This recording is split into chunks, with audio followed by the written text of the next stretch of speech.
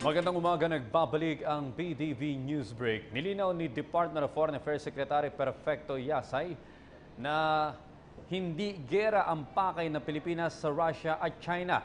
Ayon sa kalihim, dapat maunawaan ng publiko na ang gusto lamang ng Duterte administration ay mabuksan ang mas malawakang trade relations sa China at Russia, gaya rin ng ginagawa ng Estados Unidos na pagpapalakas ng negosyo sa ibang bansa at sa European Union. Layunin nito na pampalago ang ekonomiya ng Pilipinas upang hindi na umasa sa ibang bansa.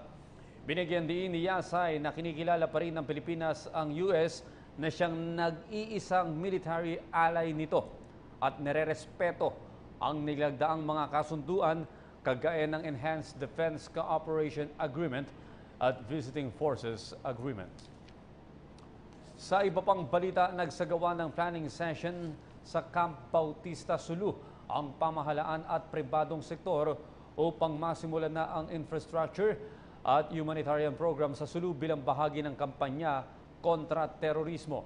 Ayon kay Joint Task Force Sulu Commander Brigadier General Arnel de la Vega, ang pagtutulungan ng pamahalaan at iba pang mga concerned sectors ay inaasahang epektibong makakatugon sa root causes ng terorismo at kriminalidad sa lalawigan.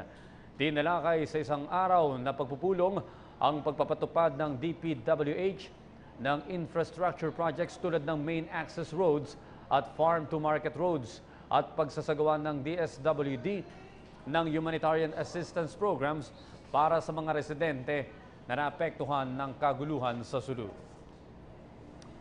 At yan po naman ang aming mga nakalap na balita at impormasyon para sa PTV Newsbreak. Ako po si Audrey Goriseta.